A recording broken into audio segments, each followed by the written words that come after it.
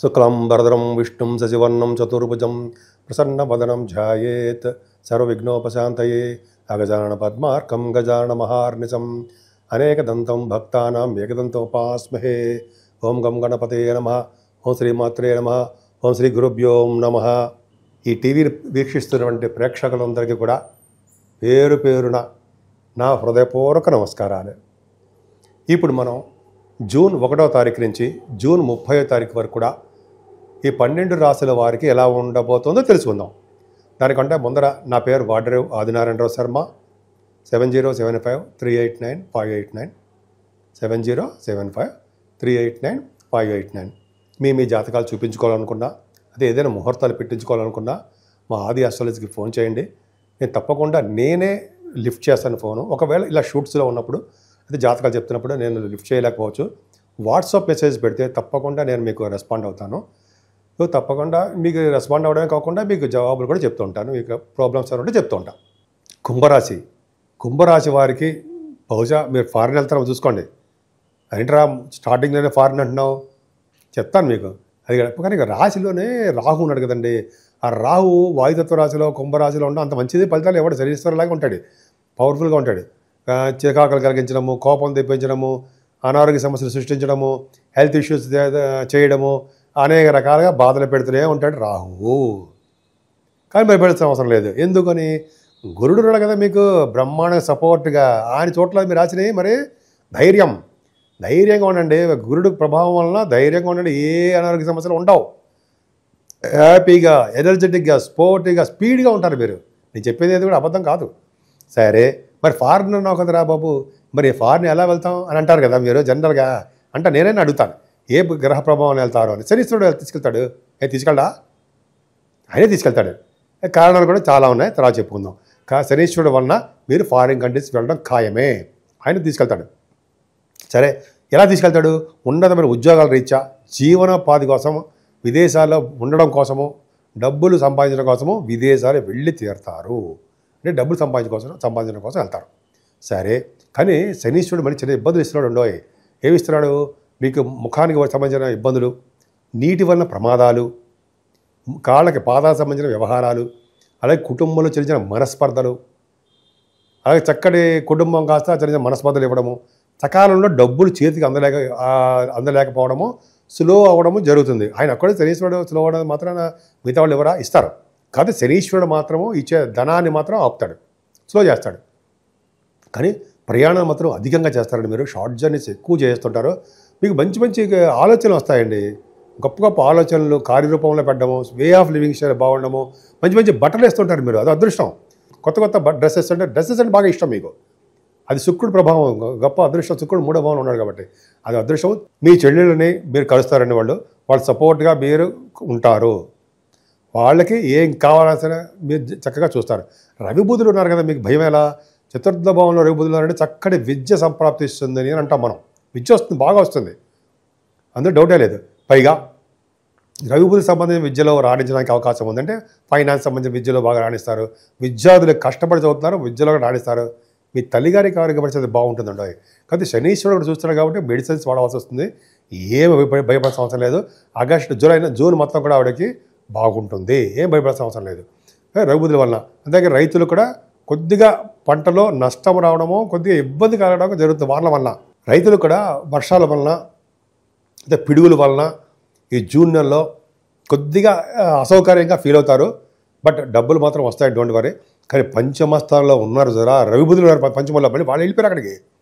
రవి బుధులు చాలా బ్యూటిఫుల్గా ఉన్నారంటే రవి బుధుల వలన, గురు ప్రభావం వలన మీ సంతానానికి ఎటువంటి ప్రాబ్లమ్స్ వచ్చినా, మగపిల్లవాడు కానీ ఆడపిల్ల కానీ, అంటే ఏంటంటే మగపిల్లవాడు అంటే అబ్బాయి కానీ అమ్మాయి కానీ ఉంటే వాళ్ళకి ఏ ప్రాబ్లమ్స్ రాకుండా మీకు జాతకం కాపాడుతోంది. మీ రాశి అంటే కుంభరాశి వారికి గురు ప్రభావం బాగుంది కాబట్టి వాళ్ళకి ఏ ప్రాబ్లమ్స్ రాకుండా గురుడు కాపాడుతాడు. అంటే సపోజ్ కోర్టు కేసులు కానీ, న్యాయపరమైన అంటే చట్టపరమైన చిన్న చిన్న ఇబ్బందులు వస్తుంటాయి కొంతమందికి. వాళ్ళకి భగవంతుడు కాపాడుతాడండి. మీరు చేసినటువంటి ఎదురు వాళ్ళు చేసిన మేలే మిమ్మల్ని కాపాడుతూ ఉంటుంది. అలాగే పంచమస్థానం గురుడు వల్ల, అంటే గురు ప్రభావం వల్ల కూడా గురు బుధుల వల్ల కూడా చక్కగా మీరు రాజకీయాల్లో రాణించడం. రాజకీయాల కంటేనండి ముఖ్యంగా ఫైనాన్షియల్గా బాగా రాణిస్తారు. ఫైనాన్షియల్గా బాగా రాణించడము, ఆడిటర్స్గా, మ్యాథమెటిషియన్స్గా, ఇంజనీర్స్గా మీకు బాగా ఫైనాన్షియల్ స్టేటస్ పెరుగుతుంది. మీ కుమారులు కుమార్తెలు చాలా బాగుంటారు. మీకు ఇంకా చెప్పాలంటే సినిమా రంగంలో కూడా ఆపర్చునిటీస్ వస్తాయి. రవిబుధుల కాంబినేషన్ కదండి, బుధాదిత్యం కదా, మిథున రాశి 5th హౌస్ లాంటి 5th హౌస్ కాబట్టి మీకు చక్కగా సంతానం భద్రత ఎక్కువ ఉంటుంది. ముఖ్యంగా సినిమా రంగంలో అవకాశాలు ఎక్కువ వస్తాయి. సంగీతంలో కానీ సాహిత్యంలో కానీ అవకాశాలు ఉన్నాయి మీకు. యాక్టర్గా కానీ యాక్టర్స్ మీకు అవకాశాలు ఉన్నాయి. అలాగే పొలిటికల్ రంగంలో కూడా పదవులు రావడానికి కూడా అవకాశాలు గురు బుధుల వల్లనే కలుగుతుంది. అంతేకాకుండా మీకు స్టాక్ మార్కెట్లో కూడా మంచి ప్రభావం చాలా బాగుంటుంది.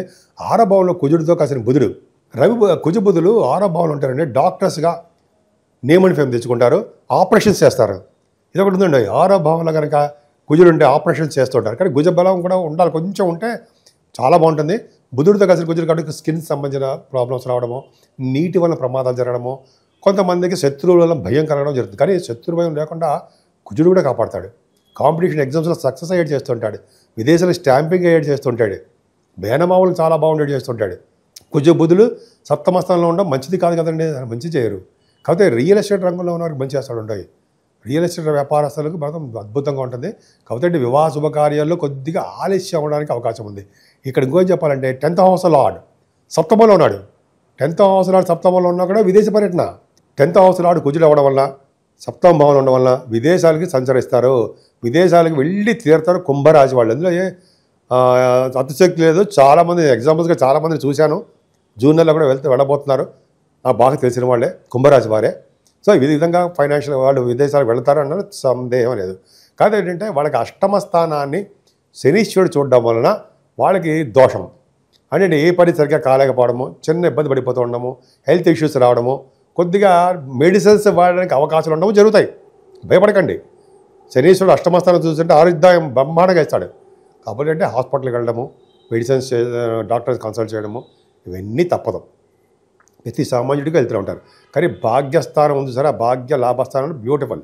ముఖ్యంగా భాగ్యస్థానం ఉండడం వల్ల తీర్థయాత్రలు చేస్తారు, హయ్యర్ ఎడ్యుకేషన్ రీత్యా విదేశాలు వెళ్తారు. ముఖ్యంగా గురు సంబంధించిన కారకత్వాలు కాబట్టి మీకు వేదశాస్త్ర పండితులు, ఆగమశాస్త్ర కోవిదులు, అలాగే శాస్త్ర విద్వాంసులు, అలాగే అందరూ కూడా మంచి బాగా డెవలప్ అవడానికి అవకాశాలు ఎక్కువనే వ్యాపారాభివృద్ధి జరుగుతూ ఉంటుంది. ముఖ్యంగా ఫైనాన్స్ రంగంలోనూ, విద్యా సంస్థలోనూ మీరు చేసిన ఏ వ్యాపారాన్ని సరే అద్భుతంగా ఉంటుంది. అలాగే 10th హౌస్ 10th హౌస్ చూడడం వల్ల సాఫ్ట్వేర్ రంగ ఉద్యోగస్తులకి, అంటే గవర్నమెంట్ ప్రొఫెషన్ ఉన్న వారికి కూడా మీకు ఉద్యోగ ప్రాప్తి ఉండి తీరుతుండే సందేహం లేదు. 11వ భావం కూడా బాగుండడం వల్ల, పదంటే గురు ప్రభావం వల్ల మీకంటే అన్నయ్యలు కానీ అక్కలు ఉంటే వాళ్ళకి బాగుంటుంది. కంటిన్యూస్ ఫ్లో ఆఫ్ మనీ, తరగని సంపదలు ఉంటాయండి. భాగ్య రాజ్య లాభస్థానాలు 9, 10, 11 స్థానాలు బ్యూటిఫుల్గా ఉన్నాయి. కాబట్టి మీరు నెవర్ ఎక్స్పెక్టెడ్ అనమాట. అంత బ్యూటిఫుల్గా ధన ప్రాప్తి కలుగుతూనే ఉంటుంది. అంత చాలా బాగుంది. ముఖ్యంగా శనీశ్వరుడు వలన చిన్న ఇబ్బంది కలుగుతున్నాయి. రావుకేతుల వలన కూడా మీకు కాలసర్ప దోషం ఉండడం వలన మీరు రావుకేతులు పూజించండి, అమ్మవారిని పూజించండి. అలాగే వీలుంటే కాలసర్ప దోషం కోసం మీరు తిరుపతి వెళ్తారు కదా, కాళహస్తి పూజ చేయించుకోండి, సర్వశుభాలు కలుగుతాయి. జూన్ నెల మొత్తం కూడా 3 గ్రహాల ప్రభావం ఉంది. ఒకటి శనీశ్వరుడు ప్రభావం మీనరాశిలో ఉండడం, నీటి వలన గండాలు, అలాగే ఫైర్ సంబంధించిన వ్యవహారాలు ఉండము, పిడుగుల వలన గండాలు ఉంటాయి.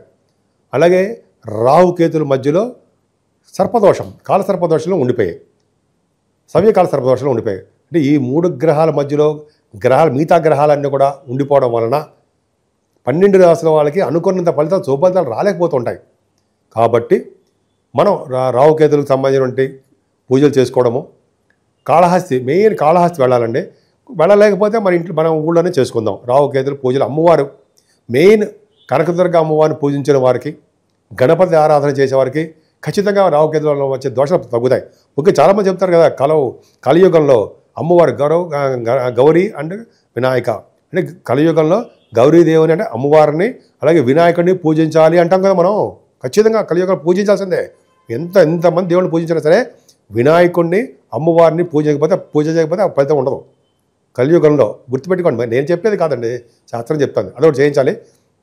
అలాగే శనీశ్వరుడికి తైలాభిషేకాలు బాగా చేసుకోవడం వల్ల మీకు బాగా కలిసి వస్తుంది. ముఖ్యంగా ఆంజనేయ స్వామి వారిని, వెంకటేశ్వర స్వామికి దీపారాధన చేయడము, అఖండ దీపారాధన ధ్వజస్తంభం దగ్గర శనివారం. అలాగే శివుడికి అభిషేకాలు చేసుకుంటే సకల దోషాలు పరిహారం అవుతాయి. ముఖ్యంగా 14వ తారీఖుని సంకటహర చతుర్థి అని వస్తుంది. ఆ రోజుని వినాయకుడిని గరిగితో పూజించిన వారికి సకల శుభాలు 12 రాసుల వారికి కూడా శుభాలు జరుగుతాయి.